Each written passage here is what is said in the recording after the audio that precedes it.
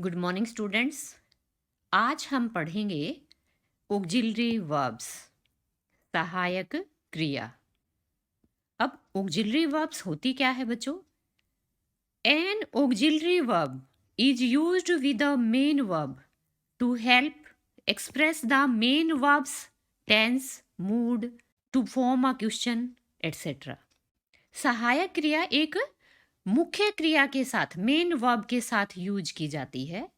किस लिए यूज की जाती है? To help express the main verb's tense.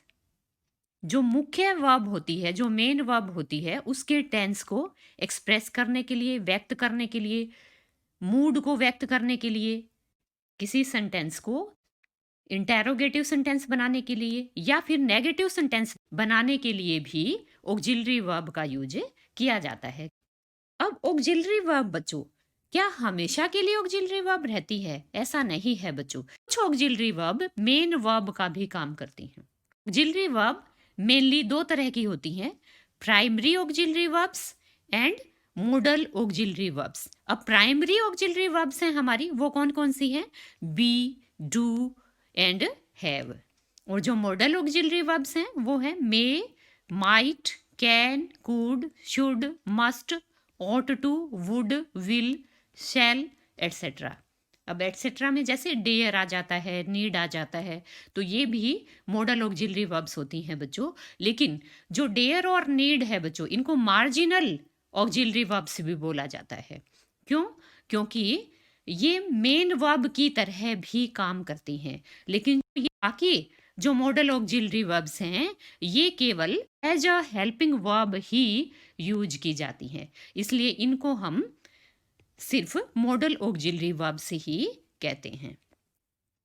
अब आता है प्राइमरी ऑक्सिलरी वर्ब्स। अब मॉडल और प्राइमरी में क्या डिफरेंस है बच्चों? मॉडल का मैंने बताया कि ये मेन वर्ब की तरह यूज नहीं की जाती, ये सिर्फ as a helping verb use की जाती हैं। लेकिन जो प्राइमरी ऑक्सिलरी वर्ब्स हैं हमारी बच्चों, ये मेन वर्ब के रूप में भी प्रयोग की जाती है। फॉर एग्जाम्पल हम देखते हैं, आई एम अ बॉय। यहाँ पर जो एम है बच्चों, ये हमारी बी की फॉर्म है, बी का रूप है एक प्रेजेंट टेंस में जो आई के साथ यूज किया जाता है। तो यहाँ पर जो एम का यूज हुआ है बच्चों, ये मेन वर्ब के रूप में हुआ है, ऑक्सिलरी वर्ब के रूप में नहीं हुआ है। कि आ बॉय क्या है बच्चों? नाउन है। और जो ऑक्सिलरी वर्ब्स है बच्चों, ये हमेशा मेन वर्ब के साथ आती हैं, अकेली नहीं आती है। जब ये अकेली आती हैं तो ये मेन वर्ब का काम कर रही होती हैं। ऑक्सिलरी वर्ब के लिए एग्जाम्पल देखेंगे तो जैसे हम लेते हैं, I am writing a letter.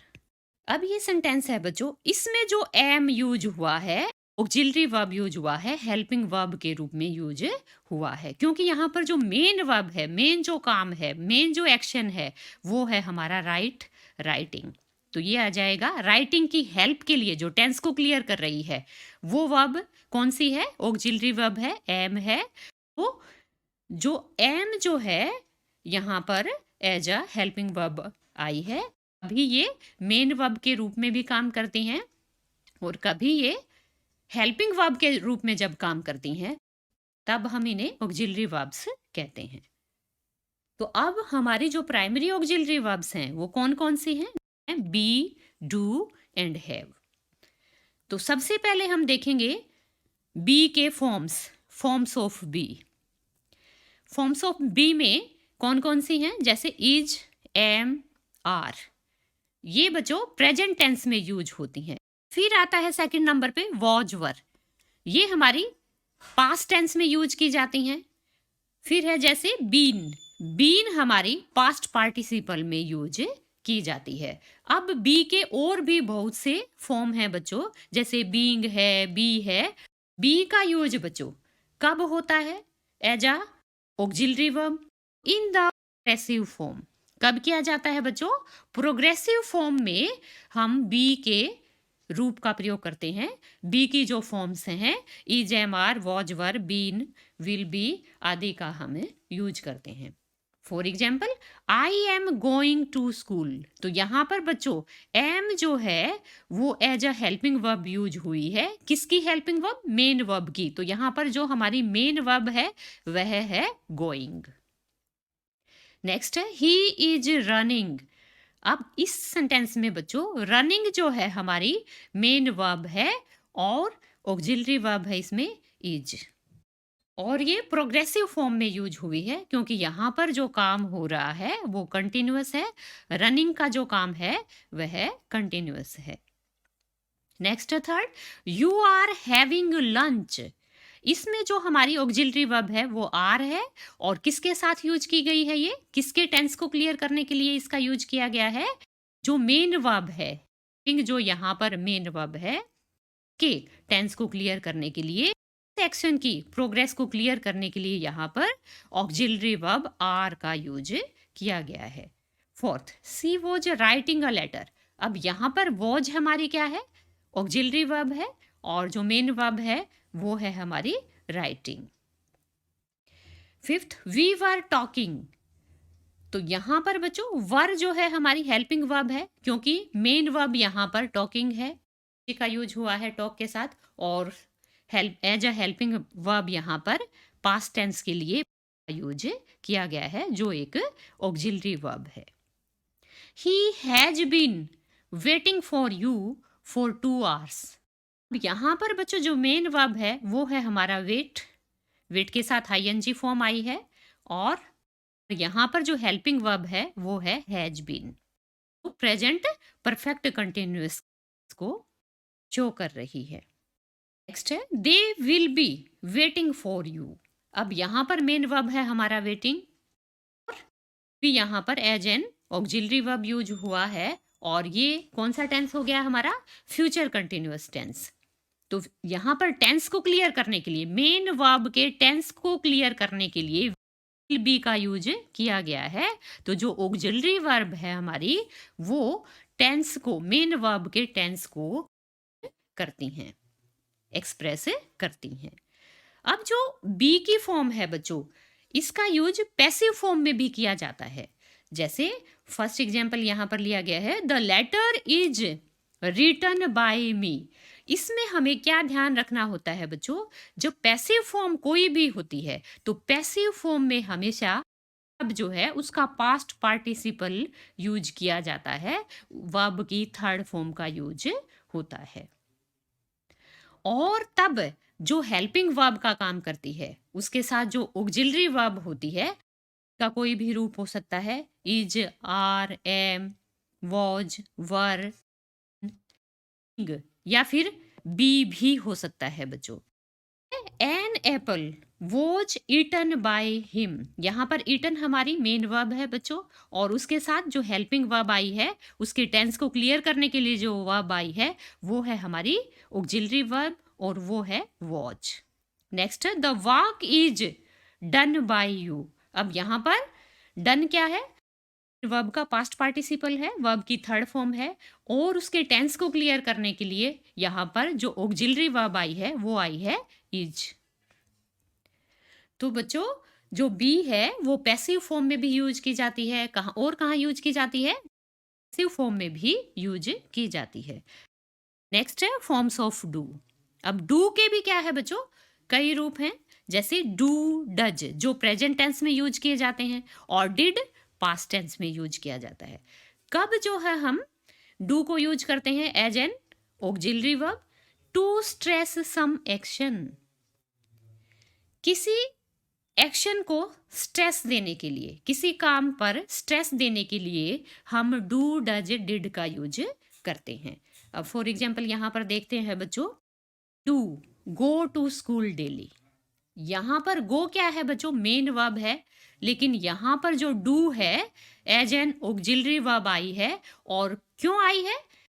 वो है उस पर स्ट्रेस देने के लिए कि मैं रोज स्कूल जाता तो हूं। यहाँ पर स्ट्रेस दिया गया है, डू जो है स्ट्रेस को शो कर रही है। I did eat the food.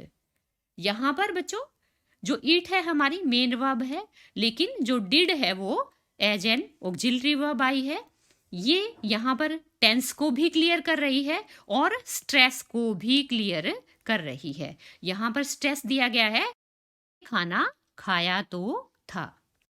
और जो डज है या डिड है, इसको हम नेगेटिव फॉर्म और इंटेरोगेटिव फॉर्म में भी यूज करते हैं। कैसे? जैसे he does not speak the truth. अब यहाँ पर स्पीक जो है हमारी मेन वर्ब है, लेकिन ऑक्सिलरी वर्ब यहाँ पर डज नॉट का यूज हुआ है। तो जब अफर्मेटिव में होगा तब यहाँ पर ना डू नॉट होगा ना डज नॉट होगा, तब ये सीधा होगा ही स्पीक द ट्रूथ। तो इसको नेगेटिव या इंटेरोगेटिव फॉर्म करने के लिए हम क्या करेंगे बच्चों? इसमें डू नॉट या डज नॉट का यूज करेंगे। तो ही के साथ हम डज का यूज करते हैं। ये मैं पहले भी कई वीडियो में बता चुकी हूँ कि इट और सिंगुलर नाउन के साथ हम डज का यूज करते हैं, और बाकी जो प्लूरल प्रोनाउन है या फिर प्लूरल नाउन है उनके साथ हम डू नॉट का यूज करते हैं या डू का यूज करते हैं।